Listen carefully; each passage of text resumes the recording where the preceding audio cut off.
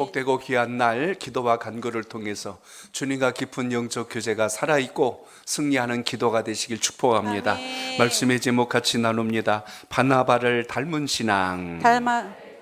아멘. 오늘 여러분과 같이 사도행전 오늘 9장을 통해서 바나바의 신앙과 그의 믿음을 통해서 우리가 배우고 닮아야 될 신앙적 역사를 함께 나누는 복된 시간 되시길 바랍니다. 우리나라의 어떤 문화적 정서 중에는요, 이 좀 출세지향적인, 그러니까 거의 이제 이 계급 문화와 또 어떻게 보면 이 서열 풍토가 좀 이렇게 많이 내려왔던 것을 이렇게 보게 됩니다. 이런 면들이 강하다 보니까 누구든지 이렇게 만나면 제일 먼저 하는 일이 뭐냐면 서열을 정하려고 그래요. 내가 너보다 위인지 당신보다 아랫사람인지를 먼저 이렇게 해서 교통정리부터 하려고 합니다. 하다못해 아이들도요, 놀이터에서 놀면 그래요. 너 몇 살이야? 이거부터 해요. 덩치가 커도요, 딱 나이 물어봤는데 자기보다 어리면 바로 그때부터 반말로 착 합니다. 너 이리 와, 너 이거 해, 저거 해 하면서 이제 또 형태가 달라집니다. 그만큼 우리나라의 어떤 정서적 특징은 이런 어떤 계급 문화적인 서열적인 게 강하다는 거죠. 이 조선일보 칼럼을 많이 썼던 그 이규태 씨의 글 중에 하나를 좀 봤어요. 그분의 글 중에 이제 대부분 우리 한국인들의 특성에 대한 이야기들을 많이 합니다. 그래서 고질병 중에 하나가 무엇이냐면 누가 더 높냐, 누가 더 크냐에 대한 이야기로 통상적으로 이야기가 회자된다는 이야기입니다. 대부분 처음 만난 사이도 통성명 하고 나면요, 바로 다음에 이어서 나오는 게 몇 년생이세요? 아니면 무슨 띠세요? 그리고 이렇게 해가지고 벌써 그걸 정하려고 합니다. 그러니까 나이가 어떻게 되세요를 통해서 그래도 내가 당신보다 윗사람입니다, 이걸 좀 서로 좀 맞추고 싶은 마음이 있겠죠. 군대 갔다 와도 꼭 그렇게 이야기합니다. 언제 갔다 왔냐 그거 물어보고, 특히 해병대는요, 몇 기냐가 굉장히 중요합니다. 일기 하나만 차이만 나도요, 완전히 그냥 하늘 같은 선배입니다. 그게 군대에서만이 아니라 제대하고도 여전하다는 거예요. 하다못해 여러분 군대 가서 훈련소 들어가 보세요. 하루 먼저 들어오면 고참이라니까. 훈련 똑같이 계급장도 없이 그냥 민모자 쓰고 다니는데도 먼저 들어왔다고 그러고 쳐다본다니까. 나보다 먼저 나가겠구나 하고 이렇게 바라보는 것을 보게 되지요. 젊은 세대들도 똑같아요. 학교 다녔다 나와 보세요. 몇 학번이냐고 물어봐요. 그래갖고 그걸로 벌써 또 정리하려고 하는 것을 봅니다. 우리 교회는 없는 것 같은데 간혹 그래요. 우리 교회 언제 오셨어요? 해가지고 교회에서 기수를 정하려고 그래. 이렇게 하다 보면요, 굉장히 복잡해지거든요. 우리나라 최초 선교사였던 온도드 선교사님의 그 편지 가운데 미국 선교부로 보낸 편지의 한 문장을 제가 좀 인용할게요. 우리나라의 문화적 정서를 너무나 많이 알다 보니까 편지 보내기를 이렇게 보냅니다. 한국 선교를 잘 하려면 서열 의식을 잘 적응해야 합니다. 한국은 방에 들어가도 높은 자리와 낮은 자리가 반드시 있습니다. 자기가 서야 할 자리를 순간적으로 잘 판단하는 것이 중요합니다. 그랬어요. 무슨 금으로 발라놓은 자리 있는 것도 아니고 방바닥에다 뭐 특별한 거 깔아놓은 것도 아닌데 가면은 아랫목은 윗사람이 해야 되고 제일 낮은 사람은 저 끝에 가서 앉아야 되는데 주책 없이 거기 가서 덜썩 앉았다가 나중에 호되게 혼납니다. 우리의 문화적 정서를 모르는 미국 선교부에서 답장을 보내왔어요.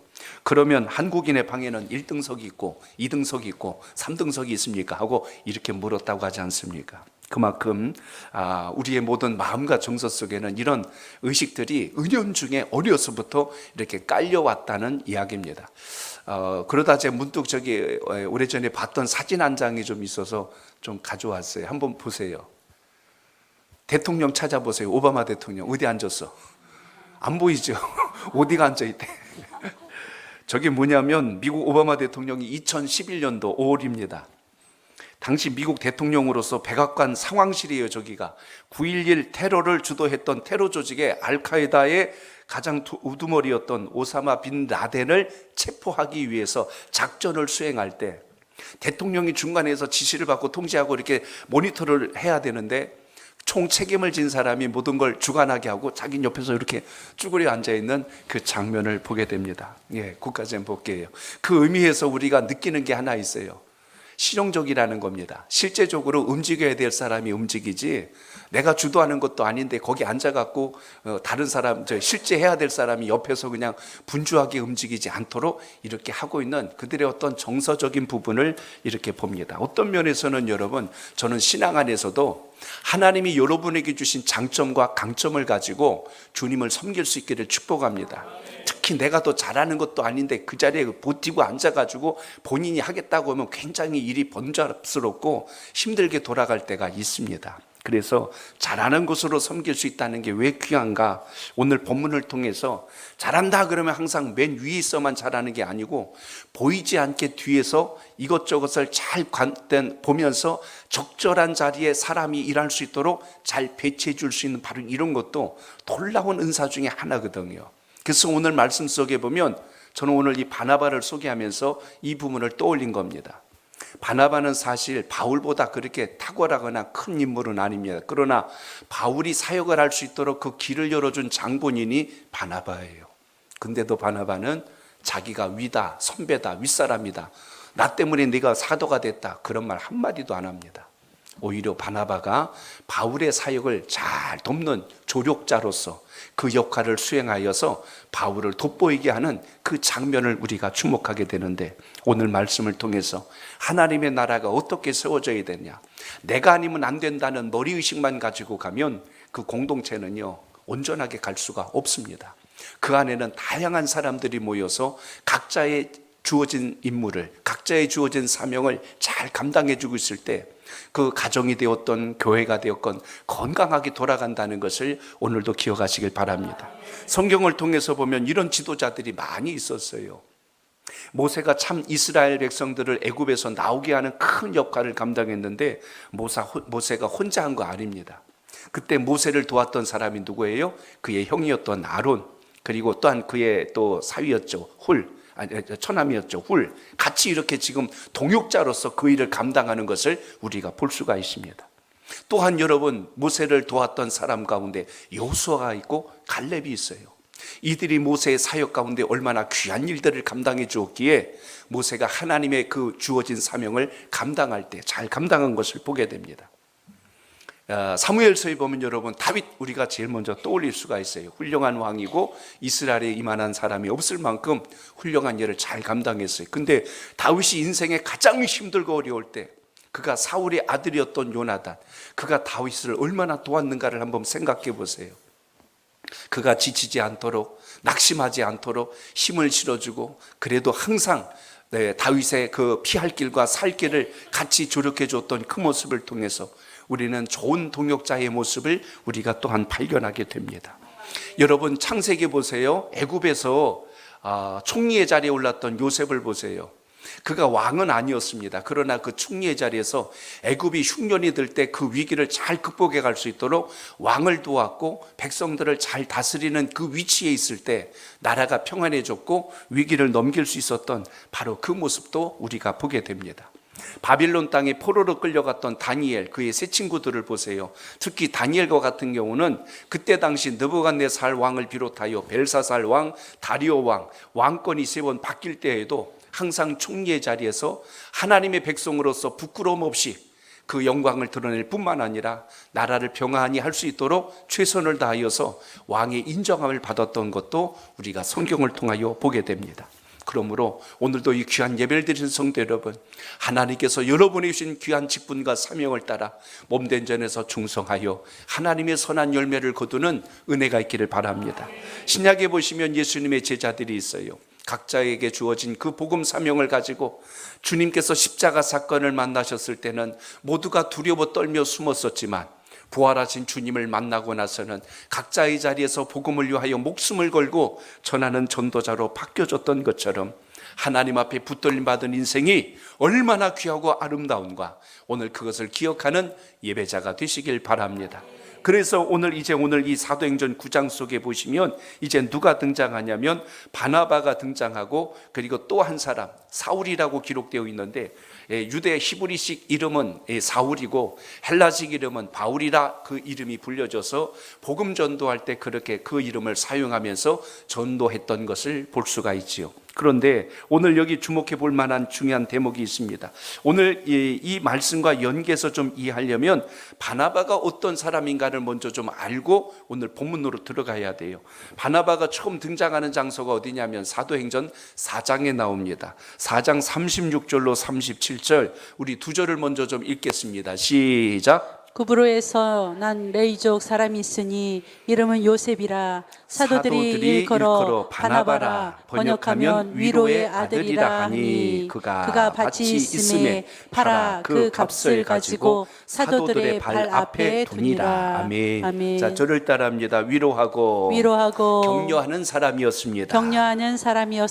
오늘 여기 사도행전 36절로 37절 4장에 보니까 구브로에서 태어난 사람이고 레위 족속 사람입니다. 원래 이름은 요셉이란 이름을 가졌었는데 사람들은 그를 불러서 바나바라고 불렀대요. 그러니까 바나바는 본명이 아니고 예명입니다. 우리 흔히 하는 말로 별명이라고도 될 거예요. 바나바가 왜 바나바란 이름을 얻었냐면 그 이름의 뜻을 여기 소개했는데 위로의 아들, 위로하는 사람, 격려하는 사람이란 뜻을 가졌다는 것만 봐도 이 바나바가 어떻게 교회를 섬겼고 하나님의 공동체 안에서 쓰임 받았는가를 알 수 있는 대목이 본문 속에 등장합니다. 짧은 두 절 같지만 이 두 절을 보면 여기 그의 고향 구브로가 나옵니다. 이 구브로는 소아시아 지역에 있는 사이프러스라고 하는 섬이에요. 근데 이 섬이 특히 당시 초대교회 당시만 해도 굉장히 부유한 섬이었습니다. 왜 유명했냐면 이곳에 유명한 광산이 있었어요. 금, 은 말할 수 없는 모든 귀금속들이 그 산에서 나왔고 또 토질이 좋아서 무화과 농사가 잘 됐어요. 그러니까 농사도 잘 되죠. 광물도 있죠. 그러니까 그 지역에 있는 사람들이 비교적 부유하게 살았다는 이야기입니다. 기름도 많이 나와서 그걸 팔기도 했고 심지어 이쪽의 벌꿀은요 그 지역에서 가장 유명한 또한 그 토산물 가운데 하나였습니다. 그러니까 자연에서 얻어들일 수 있는 것들이 풍부했기 때문에 이 섬은 비교적 윤택했고 여기 출신이다 그러면 대부분 뭐라고 얘기하면 부자 동네에서 왔구나 하고 이렇게 알 정도로 했다는 이야기죠. 오늘 본문에도 보시면 바나바가 어떻게 했어요? 자기의 밭을 내놓는 것을 보면 얼마나 그의 소유가 넉넉했고 또 하나님을 또 얼마나 사랑했고 섬김을 다했는지를 우리가 볼 수 있는 대목이기도 합니다. 자, 이 정도 오늘 그의 삶 속에서 그가 모든 것에 인색하거나 부족하거나가 아니라 넉넉하게 섬길 줄도 알았고 그리고 하나님을 뜨겁게 사랑하는 마음도 그 속에 있었다는 걸 종합적으로 볼 수가 있습니다. 자, 이랬던 오늘 그 바나바가 오늘 자기의 본명 요셉이란 이름이 아니라 바나바로 통용될 수 있을 만큼 많은 사람들이 그를 인정해 주었다고 했는데요. 오늘 말씀에도 보면 그를 어떤 사람으로 인정하고 있냐면 그를 지칭하는 표현 중에 하나가 뭐냐, 그는 권위자라라는 말을 씁니다. 이 권위자란 말은 권위를 부린다는 뜻이 아니라 권면을 아울러서 또 한 가지 뭘 잘합니까? 격려도 잘했고 또 하나는 위로도 잘했던 사람. 그래서 이 바나바를 보면 누구나 할 것 없이 그는 위로하는 사람이요 격려해 주는 사람이요. 그러니까 바나바를 만나면요 낙심했던 사람이 용기가 생기고 절망했던 사람이 희망을 갖게 되고 이런 역사가 일어났다는 겁니다. 여러분 머릿속에 떠올렸던 바로 그 사람, 여러분이 늘 생각해 보면 그 사람을 생각하면 항상 위로가 생겨, 소망이 생겨, 삶의 기쁨이 일어나. 바로 이런 부분들 본인이라고 생각하면 아멘. 아멘. 그러셔요. 믿음으로 아멘. 그런 사람이 되고 싶습니다. 그래요. 우리 하나님의 사람들은 예수 그리스도를 만나면 이렇게 바뀌어져야 옳습니다. 안 바뀌는 게 기적이에요. 바뀌어야 맞습니다. 하나님의 사람은요 예수님을 만나면 생각이 바뀌고 가치관이 바뀌고 언어가 바뀌어야 되고 행실의 변화가 일어나야 된다는 이야기입니다. 그렇기 때문에 오늘 그 이름을 통하여 우리가 볼 수 있는 것이 바나바는 격려의 아들, 위로의 아들이라고 표현했는데 바나바를 만나면 사람들이 용기가 나고 바나바를 만나면 사람들이 세임을 얻게 되고 그를 만나면 삶의 위로를 얻는 놀라운 역사가 일어났다는 이야기입니다. 그렇기 때문에 오늘 바나바의 이름처럼 그의 삶을 보면 그가 두드러지게 앞장서서 모든 것을 주관하거나 이끌어가는 사람은 아니었어요. 그럼에도 불구하고 충분히 그럴 만한 자격이 있음에도 불구하고 오히려 자기보다 더 잘할 수 있는 사람들을 세워줄 줄 알았고 그 일을 통하여 하나님께 영광 돌릴 수 있도록 화목을 이룰 줄 알았던 바로 그 사람. 그래서 교회 공동체에는 이 바나바와 같은 사람들이 많이 있을 때 교회가 평안해지고, 오늘 말씀의 마지막 31절에 보면 하나님 앞에 위로로 모여지는 수가 점점 더 많아졌더라 라고 하는 것처럼 하나님의 역사가 있길 축복합니다. 그 사람이 나타나면 사람들이 막 모여야 되는데, 그 사람이 나타나면 사람들이 다 바퀴벌레처럼 사라져버려. 다 숨어버려. 저 사람 왔어. 그리고 사라지면 안 되잖아요. 한번 내일 모레 주일날 시험해 보세요. 여러분이 딱 나타났는데 사람들이 모이는지 사라지는지. 그래서 여러분, 예수 만난 기쁨은요, 항상 언제나 감사와 소망으로 살아있길 바랍니다. 그래서 제일 먼저 여러분, 주님께 감사하며 신앙하시면 여러분을 통하여 하나님의 큰 영광이 함께 한다는 것 잊지 않길 바랍니다. 장미꽃도 예뻐요. 근데 장미꽃 한 송이만 가지고 자기야 하고 딱 주는 것도 있지만, 거기 옆에 안개꽃을 싹 싸가지고 딱 주면은요, 훨씬 더 장미꽃이 돋보이잖아요. 안 받아보셨어요? 그냥 꽃 한 송이만 받아도 감사하지만 옆에 예쁘게 안개꽃이 받쳐주면요, 장미꽃이 살아나요. 이게 같이 갈 때가 멋지고 매력 있다는 이야기입니다. 마찬가지로 본다면 무언가를 돋보이게 만들 수 있는 바로 그거. 오늘 우연치 않게 제가 모니터를 보는데 제가 굉장히 돋보여요. 오늘 또 왜 강단 뒤가 왜 이렇게 화려하고 예쁜지 모르겠어. 이거 참. 저만 보는 게 아니라 저 꽃에 감동해가지고 저 꽃만 바라보고 있지 않을까 싶은데, 오늘 꽃꽂이 팀에 또 이렇게 복된 주일을 예쁘게 잘 준비해서 감사합니다. 항상 여러분, 하나님께서 주신 은혜, 그 소명이 여러분의 생명과 말씀 속에 살아있기를 바랍니다. 그래서 오늘 바나바를 보니까 이 받쳐주는 일을 잘해요. 바나바를 보니까 사람을 세워주는 일을 잘합니다. 오늘 그래서 그가 했던 그 일을 통하여서 우리가 교회 공동체 안에서도 하나님의 기뻐하시는 그 열매와 은혜가 살아있길 축복합니다. 바나바의 헌신은요, 당시 그 초대교회가 점점 부흥하고 성장할 때 사람이 모이고 할 일이 많아지면 재정적으로도 상당한 수고와 많은 필요가 요구됩니다. 그럼 사도들이 그 일을 감당하고자 했을 때, 야, 이거 어디서 이 재정을 충당할 수 있을까 하고 염려하는 것을 바나바가 보고, 또 바나바는 즉시 그 마음을 알아서 나에게 밭이 있는데 이걸 팔아서 필요한 것에 썼으면 좋겠습니다 하고 이렇게 헌신하는 모습을 우리가 본다는 것입니다. 특히 바나바는 나의 밭이 있으니 이것을 여기다 쓰십시오 하고 목적한 것으로 헌신하지 않고 하나님께서 기뻐하시는 것에 쓰여달라고 이렇게 모든 것을 사도들에게 맡기는 것을 통하여 그는 항상 모든 것의 중심이 교회의 중심이요 하나님 중심이었다는 것을 기억하시길 바랍니다.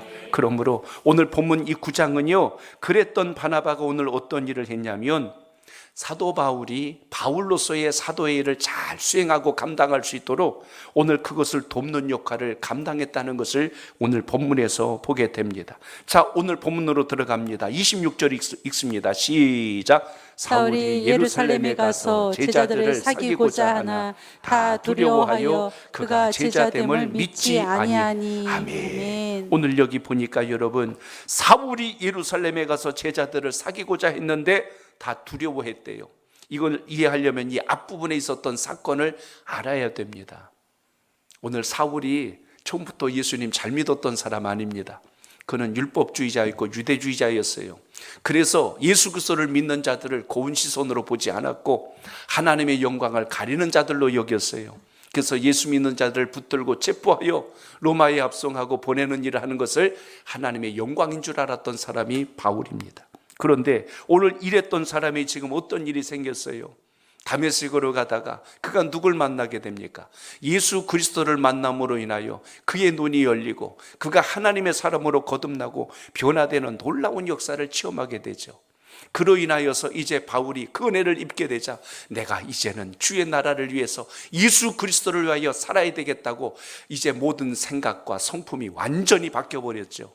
그래서 이제는 누구랑 같이 하고 싶은 거예요? 믿는 주의 백성들, 그리스도인들과 초대교회 성도들과 함께 하고 싶어서 그들 옆으로 다가가는데 오늘 여기 26절이 그렇게 시작하는 거예요. 예루살렘에 가서, 예루살렘은 이제 초대교회가 세워졌던 첫 번째 교회가 있는 것이고, 그것에 주님의 제자들이 모여 있었고 예수님을 믿고 신앙하는 사람들이 모였어요. 역사학자 요세푸스에 의하면 당시 예루살렘 교회에 모인 숫자가 약 2만 가까이 된다고 그랬어요. 적지 않은 사람들이 모여 있는 그곳에 바울이 등장합니다. 그런데 그를 만나는 사람들이 경기를 하는 거예요. 그가 또 나타났다고. 왜 놀랬을까요? 우리를 또 잡으려고 했구나, 우리를 또 붙들려고 저자가 나타났구나 하고 모두가 두려워하면서 그를 가까이 하려고 하지 않아요. 오늘 사울이었던, 오늘 그가 예루살렘에 가서 성도들과 사귀고 싶었지만 아무도 그를 가까이 하려고 하지 않아요. 꼭 고슴도치 한 마리 만난 것처럼 전부 슬슬 피하고 숨어버리고 그를 상대하지 않으려고 그럽니다. 이유가 뭘까요? 오늘 26절의 말씀처럼 그가 제자됨을 뭐 하지 않았다? 믿지 않았다는 것. 여러분들, 나도 예수를 믿었어요, 나도 그분을 만났어요 하고 이야기하는데 에이 거짓말 하고 믿지 않는 거예요.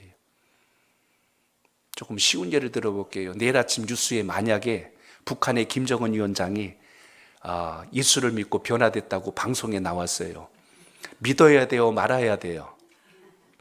저것이 또 무슨 수작질을 하는구나 하고 그런 생각 안 들까요? 저게 지난번처럼 또 저러고 뒤에서 미사일 쏴대고 또 별짓거리 다 할 거 아니야? 하면서 우리는 의심부터 들어올 겁니다. 지금 바울이 그 상황이에요. 지금 저게 맨날 우리 잡아갖고 붙들어 놓던 저놈이 이제 갑자기 나타나갖고 우리한테 같은 편이라고 말해? 하고 이러고서 아무도 가까이 하려고 하지 않고 있었다는 이야기입니다. 어느 정도 이 바울이 당시에 우리 그리스도인들에게, 우리 예수님을 믿는 성도들에게 두려운 존재였냐면 오늘 9장 1절에 보시면 나와요. 1절과 2절을 읽어봅니다. 1절 2절 시작. 사울이 주의 제자들에 대하여 여전히 위협과 살기가 등등하여 대제사장에게 가서 다메섹 여러 회당에 가져갈 공문을 청하니, 이는 만일 그 도를 따르는 사람을 만나면 남녀를 막론하고 결박하여 예루살렘으로 잡아오려 함이라. 아멘. 체포영장을 가지고 다녔던 사람이 바울이에요. 다 잡아들이겠다고 이러니 누가 그를 좋아하고 누가 그를 만났겠어요? 그리고 하루아침에 갑자기 예수 믿었다고 변화됐다고 나타났는데 누가 그를 반기겠냔 말이에요. 아무도 그를 신임할 수가 없고 인정할 수 없는 상황까지 왔다는 것입니다. 오늘 이런 상황 속에서 모두가 감히 그를 가까이 하지 못하는 상황 속에서 이제 중간에 누가 그 화목을 이루는 역할을 하냐면 바나바가 그 일을 수행해 주었다는 이야기입니다. 그만큼 바나바는 모든 사람들이 볼 때 인정할 만한 사람이었고, 모든 사람들이 그가 말하면 당연히 그것을 수용할 수 있는 준비가 되어 있던 사람이기에 바나바의 말 한마디가 대단한 역할을 해주었다는 것을 보게 됩니다. 사람들이 그 마음속에 분노와 혈기를 가지고 있으면 항상 그것으로 인하여 주변에 상처를 주고 근심을 주고 염려를 줄 것입니다. 오늘 말씀을 통해서 보더라도 상대방이 나에게 선한 의도를 가지고 온다 할지라도 그 사람이 믿을 수 있는 사람이 아니면 그 사람을 가까이 할 수도 없을 뿐더러 어떤 거래도 어떤 관계도 만들어갈 수가 없습니다. 성경에 보면 요셉과 그의 형들을 한번 생각해 보세요. 요셉이 애굽에서 총리가 되었을 때 가뭄으로 인하여 흉년으로 인하여서 곡식을 가지려고 형들이 다 왔잖아요. 그럼 요셉이 딱 보니까 자기 형들인 거 한눈에 알아봤을 거예요. 근데 앞에 얼굴을 가리잖아요. 싹 가리고 자신이 아우라는 말을 말하지 않습니다. 왜 말하지 않았을까요? 대면은 했지만 아직 형들을 믿을 수가 없어요. 왜 못 믿겠냐면 전에 고향 땅에 있을 때 자기를 애굽으로 팔았던 형들 아닙니까? 그러니까 그 마음을 가지고 여전히 변치 않고 있다면 지금 만약 내가 요셉이라고 밝힌들 그 형들하고 서로 좋은 관계가 될 수 있겠냔 말이에요. 믿을 수가 없는 거죠. 그렇기 때문에 선뜻 내가 요셉이라고 밝히지 못하고 이렇게 떠보고 저렇게 떠봐요. 너희에게 아우가 있다는 소리를 들었는데 그 아우는 지금 잘 있더냐? 그랬더니 그것도 또 아버지는 잘 있더냐? 그러니까 아버지는 지금 고향에 잘 계십니다. 또 이야기를 하죠. 형제가 있다는데, 예, 우리에게 형제 하나가 있었는데 그 형제를 잃은 지 오래가 됐습니다. 또 이런 식으로 이야기하고, 거기에서 또 자기들끼리 이야기해요. 야, 그때 우리가 왜 그랬을까 하고 하는 것을 하나씩 둘씩 듣다가, 우리 형님들이 전에 나를 가졌던 그 마음을 후회하고 있구나, 그걸 반성하고 있구나, 그게 확인되었을 때 비로소 요셉이 자기를 드러내잖아요. 그러니까 사람은요, 신뢰가 회복되기 전까지는 마음속 깊은 곳에 있는 걸 내놓는 게 쉬운 일이 아닌 겁니다. 오늘 이런 상황으로 연결해 본다면 오늘 이 본문 속에서도 마찬가지겠죠. 항상 신뢰가 온전하지 못하면 누구든지 그 곁에 가까이 할 수가 없는 거예요.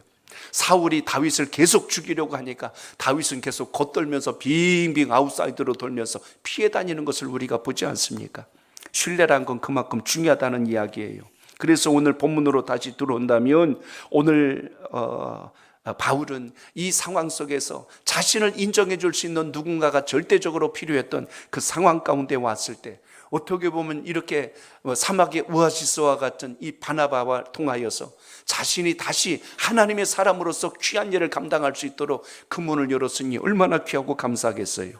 여러분, 요한일서 1장 7절을 보십시오. 거기 이런 말씀이 나와요. 시작. 그가 빛 가운데 계신 것 같이 우리도 빛 가운데 행하면 우리가 서로 사귐이 있고 그 아들 예수의 피가 우리를 모든 죄에서 깨끗하게 하실 것이요. 아멘. 예수 그리스도 안에서 믿음으로 하나가 되었을 때 그로부터 하나님의 기쁜 역사들이 시작된다는 것을 오늘도 말씀 속에서 기억하시길 바랍니다.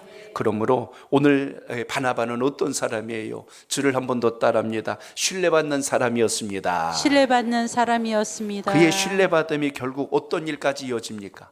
예루살렘에 있던 제자들과 모든 사람들이 다른 사람이 말했다면 우리가 믿지 않겠지만 바나바 당신이 이야기했으니 우리는 그 자를 바울을 인정하겠습니다 하고 인정하면서 그를 받아들이는 모습을 우리가 주목하게 됩니다. 결국 오늘 이 본문 속에 보시면 27절에 이렇게 소개가 되죠. 27절 읽습니다. 시작. 가 데리고 사도들에게 가서 그가 길에서 어떻게 주를 보았는지와 주께서 그에게 말씀하신 일과 다메섹에서 그가 어떻게 예수의 이름으로 담대히 말하였는지를 전하니라. 아멘. 아마 사울도 자기 나름대로는 예수님 만난 이야기를 했을 거예요. 그런데 그것이 그들 귀에는 전혀 들리지가 않았죠. 사람이 대화가 되려면 먼저는 신뢰가 회복되어야 대화가 되거든요. 그게 안 되면 무슨 말을 해도 그걸 인정하지 않고 의심부터 하기 시작할 겁니다. 근데 바나바가 조목조목 이야기해요. 오늘 이 표현은요, 우리가 주님 만난 신앙의 과정들을 이야기하는 것과 똑같습니다. 여기 보니까 뭐라고 이야기했다고 했습니까? 그가 길에서 어떻게 주를 보았는지, 처음 주를 어떻게 만났는지 그 이야기입니다. 주께서 그에게 말씀하신 일과 그가 주로부터 들었던 그 은혜가 무엇인지를 이야기합니다. 그리고 다메섹에서 그가 어떻게 예수 이름으로 담대하게 말하였는지, 그의 이제 변화된 삶을 이야기한 거예요. 주님을 만나기 전, 주님을 만난 후, 그리고 주님을 만난 이후의 삶에 대해서 이야기하자 그 자리에 있던 모든 제자들이 그 말을 듣고 수용하기 시작합니다. 여러분, 사울이 변화되어서 예수님을 믿어 그리스도인이 된 것을 제가 보증하겠습니다. 그러니 그를 거절하지 마시고 환대해 주시고 그를 통하여 하나님의 귀한 일들을 함께 할 수 있도록 서로 신뢰해 주시면 좋겠습니다. 저의 인격을 걸고 말씀드리니 이 회심이 거짓이 아니란 걸 제가 보증하겠습니다. 여러분, 누군가가 인정해주고 보증을 해준다는 건 참 귀합니다. 우리가 돈을 빌려도 보증이라는 게 있어야 되잖아요. 그것을 통하여서 신뢰와 연결고리가 되었듯이 사람을 누군가 인정해주고 중간에 그 보증을 서줄 수 있다면 정말 그건 대단한 관계고 그 신뢰는 누가 보더라도 아름다운 것입니다. 그로 인하여서 결과가 나타났어요. 28절입니다. 같이 읽습니다. 시작. 사울이 제자들과 함께 있어 예루살렘에 출입하며. 아멘. 바나바가 보증을 서주니까 그때부터 제자들이 사울을 받아들여줬고, 출입했다는 건 언제든지 거기를 왕래해도 누구도 그를 거부하는 사람이 없게 되었더라. 교회 공동체가 이제는 사울을 인정하고 받아들였다는 것으로 여기 소개됩니다. 보증이란 말을 이렇게 표현해 보면 어떨까요? 가능성을 믿어준 것이고 인정해주고 세워준 겁니다. 그걸 바나바가 해준 거예요. 교회가 해야 될 일이 이게 아닐까 저는 생각합니다. 예수 그리스도 안에서 그 사람의 변화를 기대하고 그로 인하여 예수 그리스도 안에서 아름답게 성장하여 주님의 큰 역사를 이룰 때까지 기다려주고 인내하며 돌봐주고 함께 마음을 같이 해줄 때 그 안에서 사랑의 공동체로 아름답게 세워짐을 잊지 않길 바랍니다. 그러므로 오늘 이렇게 되면 놀라운 기적과 감사한 일들이 많아져야 되는데 이렇게 바울이 변화되면 여기에 반대급부적으로 그를 미워하는 사람들이 생겨납니다. 어디서 생겨났어요? 29절과 30절 봅니다. 시작. 또 주 예수의 이름으로 담대히 말하고 헬라파 유대인들과 함께 말하며 변론하니 그 사람들이 죽이려고 힘쓰거늘 형제들이 알고 가이사라로 데리고 내려가서 다소로 보내니라. 아멘. 참 저는 29절과 30절이 중요하다고 봅니다. 왜냐하면 바울이 이제는 변화되어서 예수 그리스도를 증거하며 다니는 거예요. 그랬더니 전에 유대주의자들이었던 같은 유대인 동료들이 전에는 같이 예수 믿는 자들을 핍박하고 대적하며 그들을 잡아야 된다고 외쳤는데 하루아침에 오늘 이 손바닥 뒤집듯이 바울이 이제는 예수를 자랑하고 증거하고 있으니 저 사울 맞아? 이런 상황이 돼버린 겁니다. 그랬더니 그들의 마음이 어떤 마음이 들어요? 저 배신자 같으니라고, 저 등 돌린 자를 그냥 안 두겠다고 바울을 죽이려고 덤벼들기 시작해요. 사도행전 이후에 보면요, 나중에 한 30명이 넘는 사람들이 결사대가 조직이 됩니다. 이 사람들이 무슨 일 했냐면 바울이 나타났다 하면 그곳에 쫓아가서 바울 죽이려고 칼을 들고 다녔어요. 그러니까 바울은 복음을 전할 때도 늘 쫓기며 다닙니다. 언제 자기의 생명이 위협을 당해서 위기를 만날지 모를 만큼 참 힘든 일을 겪었어요. 전에는 한편인 줄 알았더니 이제는 한편이 아니라 하여서 오늘 말씀처럼 죽이려고 힘쓴다는 것은 끝까지 찾아내려고 덤비는 무리들이 있었고, 또 교회는 어떻게 대처했어요? 이 사실을 알게 되자 그를 다시 어디로 보내냐면 다소로 보냈대요. 다소는 바울의 고향입니다. 고향으로 그들이 보호하여 그를 내려보내는 일을 본문에서 보게 됩니다. 바울 형제, 아무래도 이렇게 하다가는 큰일이 날 것 같으니 잠시 고향에 가서 좀 몸을 피하고 쉬고 있으세요. 다음에 우리가 불러서 함께 일할 수 있는 그때를 기약하는 것이 지금은 좋을 듯합니다 하고 이렇게 보호해 주는 장면을 보게 됩니다. 여러분, 교회가 참 아름다운 게 이런 거 아니겠어요? 하나님을 몰랐던 사람이 주를 만나게 되고 한 가족이 되고 형제가 되면 그의 아픔을 같이 아파해 줄 줄 알고 같이 울어줄 줄 알고 그를 보호해 줄 줄 알고 그를 인정해 줄 줄 아는, 이것이 교회가 가져야 될 아름다운 덕이요 은혜라는 사실을 기억하시길 바랍니다. 이렇게 함으로 인하여 교회는 더 위험할 수가 있어요. 유대인들로 인하여 더 핍박을 받을 수가 있습니다. 그러나 하나님의 영혼, 그 생명의 귀함을 알고 보호해 나갈 수 있는 이 역사를 기억하면서 하나님의 영광이 무엇인가를 우리가 봐야 한다는 것입니다. 이렇게 했더니 교회가 어떤 역사가 일어났다? 오늘 31절입니다. 31절 시작. 그리하여 온 유대와 갈릴리와 사마리아 교회가 평안하여 든든히 서가고 주를 경외함과 성령의 위로로 진행하여 수가 더 많아지니라. 아멘. 성도 여러분, 교회 공동체는 사랑의 공동체요, 위로의 공동체요, 서로 격려하고 세워주고 믿어주는 이런 것이 항상 함께 할 수 있기를 바랍니다. 세상에서도 힘들고 어려운데 교회 안에 모여서도 수근수근거리고 뒤에서 비난하고 뒤에서 험담하고 그리고 모함하고, 이건 여러분 교회가 할 짓이 아니고 또 이것은 하나님의 은혜가 없는 죽은 교회의 모습이라는 것을 우리가 오늘 말씀을 통하여 봐야 한다는 것입니다. 교회 공동체는요, 한 가족이 되어서 서로 수용해주고 복음과 주의 나라를 위해서 하나가 되어서 한 목표를 향하여 힘있게 전진할 수 있을 때 비로소 그것에 주의 영광과 구원받는 수가 날마다 더해지는 놀라운 역사가 있다는 것을 잊지 않길 바랍니다. 그러므로 오늘 바나바를 통하여 여러분의 신앙과 믿음 속에도 주여 우리에게도 그와 같은 믿음을 더하여 주옵소서. 오늘 이렇게 성장하고 성숙하는 하나님의 사람 되시길 바랍니다. 그래서 교회는 먼저 신앙했다는 것은 다음에 또 신앙에 와서 주님을 만나는 분들을 과거의 내 모습을 떠올리면서 그들을 다시 위로하고 그들이 믿음 안에서 잘 정착할 수 있도록 도울 수 있는 역사가 우리의 믿음 속에 함께 하시길 바랍니다.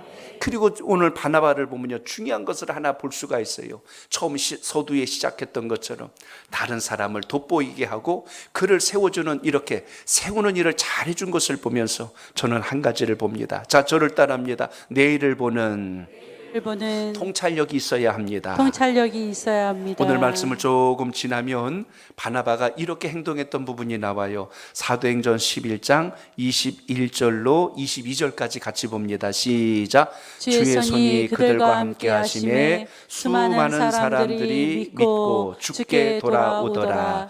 예루살렘 교회가 이 사람의 소문을 듣고 바나바를 안디옥까지 보내니. 아멘. 주님의 손이 함께 하실 때 어떤 일이 벌어졌어요? 많은 사람들이 주님 앞에 돌아온다고 했습니다. 그러므로 하나님의 은혜가 우리 교회에 또한 머물고 주님께서 여러분 한 영혼 한 영혼을 통하여서 구원받는 수를 날마다 더하게 하심을 믿고 최선을 다하여 복음 전하는 우리 모두가 되시길 바랍니다. 오늘 바나바와 바울이 복음을 전하기 시작하면서 이제 안디옥까지 복음이 전해졌다는 소문이 나기 시작을 해요. 그랬더니 그러면 안디옥은요, 이방 땅에 세워진 첫 번째 교회입니다. 그럼 거기에 교회가 세워졌으니 그 성도들을 잘 양육하고 돌볼 사람이 필요한데 누구를 보낼고 하고 있다가 봤더니 적임자가 나온 거예요. 저 바나바와 같은 사람이 그곳에 가면 그 성도들을 잘 양육하고 돌볼 수 있으니 우리가 그를 그곳에 보내는 것이 좋을 듯 싶습니다. 예루살렘 교회가 의논하여서 결정하고 그를 파송합니다. 요즘으로 말하면 선교사요, 당대로 말하면 거기를 관할하여 양육할 책임을 주었으니 목회자가 되었다는 이야기입니다. 안디옥 교회의 처음 목회자가 누구냐면 바나바였어요. 그가 그곳에 가서 성도들을 잘 돌보고 살피는 귀한 책임을 맡게 되었다는 이야기입니다. 그러므로 이렇게 보냄을 받았으니 바나바가 이제 어떻게 하면 좋아요? 그곳에 가서 성도 여러분, 우리가 하나님 말씀대로 이렇게 하는 것이 참 좋을 듯 싶습니다 하고 얼마든지 양육하고 돌보고 그렇게 하여서 우리 목사님, 우리 바나바 목사님 하고 이러면서 그들이 그를 존경하고 그를 따르고 이렇게 할 수 있었을 거예요. 근데 바나바를 보니까요, 누구를 같이 데리고 갑니까? 바울을 데리고 가는 거예요. 바울과 같이 갑니다. 그리고 이야기하고 소개하는 거예요. 여기 계신 이분은 주님을 만난 분으로서 하나님의 복음을 잘 체계적으로 여러분에게 가르칠 뿐만 아니라 하나님의 영광을 이룰 수 있는 귀한 분이니 그의 가르침을 받는 것이 좋을 듯 싶습니다 하고 바울을 세워주는 역사를 본문에서 우리가 주목하게 됩니다. 참 귀한 장면을 우리가 보게 돼요. 대부분 내가 높아지고 내가 알려지고 내가 큰 자리에 있어야 사람들은 굉장히 좋아하거나 그것 때문에 명예욕도 사람들 마음속에 일어날 수가 있는데 바나바는 오히려 사람을 세워주는 일에 있어서 참 귀한 마음을 가지고 축복하는 귀한 대목을 우리가 주목하게 됩니다. 오늘 여러분, 우리의 신앙에서 가져야 될 귀한 부분이 여기 있어요. 내가 아니면 안 된다는 생각이 자꾸 우리 속에 들어오기 시작하면 이기적인 신앙으로 바뀌어버립니다. 내가 인정받지 못하고 내가 칭찬받는 자리 아니면 팔짱 끼고 뒤로 도망가 버려요. 숨어버려요. 니들끼리 잘해라. 그리고 안 해버립니다. 이런 마음과 이런 생각을 가지고 신앙한다면 곧 물과 기름처럼 분리될 수밖에 없어요. 교회는 여러분 각자에게 주신 직분과 사명을 따라 충성할 때 하나님이 기쁘신 역사가 아름다운 증거로 나타난다는 것을 잊지 않길 바랍니다. 바나바는 얼마든지 안디옥 교회에서 목회자로서 자기 사역을 수행하면서 리드해 갈 수도 있는 사람입니다. 그런데 나보다 더 나은 사람이 있지 않을까? 나보다 더 학식이 있고, 사실 바울은요 당시 최고 학문을 배운 사람이에요. 바울은 또 유대와 헬라를 아우를 수 있는 이 통찰력을 가진 그 모든 것을 잘 갖고 있는 재능을 가진 사람입니다. 이걸 그대로 묻어두면 안 되겠다. 그래서 바나바가 생각한 것은 바울을 통하여서 증거될 때 훨씬 더 큰 역사가 일어날 것을 기대하면서 바울을 추천해 주었고 그를 세워주었다는 이야기입니다. 누가 서더라도 하나님은 역사하셨을 거예요. 그런데 바나바는 이런 일들을 잘합니다. 사람을 세워주는 일을 잘했고 또 그 사람이 더 크게 쓰임받을 수 있도록 은사와 재능이 드러날 수 있도록 돕는 역할을 잘 수행해 주었다는 이야기입니다. 오늘 여러분, 주님 안에서 항상 우리의 신앙과 믿음이 이기적인 생각과 좁은 시선으로 가지 말고 넓은 시야와 안목을 가지고 하나님께 영광을 올릴 수 있길 축복합니다. 가끔 제가 할렐루야 찬양대원들에게 그런 이야기 할 때가 있어요. 많이 잘 섬기고 귀한 일들 감당하시다가 또 새 가족들 오고 그러시면 그분들이 찬양하게 하시고 이제 또 그 자리를 나와서 다른 걸 섬기면 어떻겠습니까? 또 그 말씀을 듣고 이렇게 순종하셔서 다른 부서에 가서 이렇게 섬기는 우리 귀한 우리 교회 또 집사님들, 우리 성도님들이 계신 걸 보면서 제가 참 감사해요. 항상 모두가 함께 교회 공동체 일원으로 설 수 있도록 서로가 양보할 줄 알고 또 서로가 함께 연합할 수 있도록 뒤에서 도울 줄 아는 이런 부분들이 넘쳐날 때 하나님의 크신 역사가 더해진다는 것을 항상 기억하시길 바랍니다. 그러므로 항상 하나님 말씀 안에서 복음의 열정과 사명 잃지 말고 그 은혜가 살아있기를 축복합니다. 전도 통계 자료들을 이렇게 보면요, 공통점이 하나 있어요. 교회를 오래 다닌 사람보다 처음 다닌 사람들이 훨씬 더 만나는 전도 열매가 더 크다는 그 통계 자료를 볼 때가 있습니다. 아니, 신앙생활을 오래 하면 더 많이 해야 될 것 같은데 초신자들이 오히려 더 많은 사람들을 주님 앞에 데려오는 것이 일반적인 자료입니다. 왜 그런가 봤더니 그래요. 교회를 오래 다니다 보니까 주변에 다 믿는 사람밖에 없어요. 전도할 사람이 없어요. 이렇게 통상 핑계 아닌 변명을 할 때가 있습니다. 그런데 처음 주님을 만나면요, 너무 기쁜 거예요. 너무 감사한 거예요. 이 은혜를 생각하면요, 이것저것 가릴 게 없어요. 가서 전하는 거. 야, 내가 예수님 믿어보니까 이렇게 좋아. 그 주님 만나니까 세상에 이렇게 좋을 수가 없네. 하고 이렇게 하다 보니까 야, 누가 예수님 만나고 나니까 그렇게 변했어. 하고 이렇게 해서 같이 만나고 신앙을 시작하는 이런 역사들이 일어납니다. 저는 그런 통계자료나 전통이 좀 깨졌으면 좋겠어요. 오늘 여러분 모두가 예수 만난 기쁨과 감격이 식어지지 말고 더 열심을 다하여 전하는 역사가 있기를 주 이름으로 축복합니다. 바나바를 성경은요, 성령의 사람이라고 소개합니다. 한 절만 우리 더 볼게요. 사도행전 11장 24절 봅니다. 시작. 바나바는 착한 사람이요 성령과 믿음이 충만한 사람이라 이에 큰 무리가 주께 더하여지더라. 아멘. 오늘 우리가 읽은 이 9장이나 오늘 사도행전 11장에 보면 바나바가 등장하는 것은 꼭 마지막에 그런 역사입니다. 날마다 구원받는 수가 더하여지더라. 모여지는 사람들이 더하여지더라. 큰 무리가 주께 더하더라. 왜 이런 역사가 일어날까요? 바나바를 보니까 착한 사람이요, 또 하나는 성령과 믿음이 충만한 자라 그랬어요. 그렇구나. 성령이 충만하고 믿음이 충만한 곳에 구원받는 수가 더하여진다는 것을 오늘 말씀 속에서 기억하시길 바랍니다. 바나바는 당시에 존경받는 안디옥 교회를 부흥시킬 수 있는 하나님께서 주신 성령의 충만함과 믿음의 풍성함이 있었던 하나님의 사람이었다는 것을 우리가 발견할 수 있습니다. 오늘 우리가 주의 나라를 위하여 바나바와 같이 좋은 동역자로 세워지는 은혜가 있기를 바랍니다. 여러분의 가정에서도요, 항상 서로가 서로에게 바나바와 같은 위치에 서시길 바랍니다. 상대방을 위해서, 남편을 위해서, 아내를 위해서, 자녀를 위해서, 또 우리 자녀들은 가정을 위해서, 부모님을 위해서 항상 서로가 서로에게 위로와 소망을 줄 수 있는 이런 역할들을 감당할 때 가정은 작은 천국이 될 뿐만 아니라 교회 공동체에서도 그래요. 나를 인정해 주지 않는데 내가 열심히 할 필요가 뭐가 있어? 이것이 아니라 눈에 띄든지 아니 띄든지, 오늘 하루를 제가 이렇게 교회 안에서도 쭉 사역하다 보면요, 우리 온 성도들의 교회 섬김에 대한 모습들이 구석구석 일어납니다. 이곳저곳을 또 청소하시는 분들, 정리해 주시는 분들, 또 주일을 준비해 나가시는 분들 모두가 하나같이 누가 보든지 아니 보든지 자기에게 섬겨야 할 그 위치에서 열심을 다하는 그 모습을 볼 때 하나님께서 얼마나 기뻐하실까, 하나님께서 얼마나 기뻐하실까 하는 것을 제 마음속에 안물 밀듯 이렇게 감동으로 밀려오는 걸 보게 됩니다. 오늘도 여러분, 하나님께서 여러분 한 분 한 분을 통하여 놀라운 주의 역사와 은혜를 나타내 주신다면 오늘 주님 말씀을 통하여 다시 한 번 더 하나님께서 기뻐하는 열매를 잘 거두는 바나바와 같은 신앙과 믿음이 여러분 삶 속에 있기를 축복합니다. 그러므로 교회 안에서 서열 의식이라든지 계급 의식을 가지고 신앙하지 마시고 직분이 계급장이 아니라 하나님께서 주신 이 바나바와 같이 더 섬기라고 우리에게 넓은 시야를 주신 기회라는 것을 잊지 마시고 이런 섬김이 있기를 바랍니다.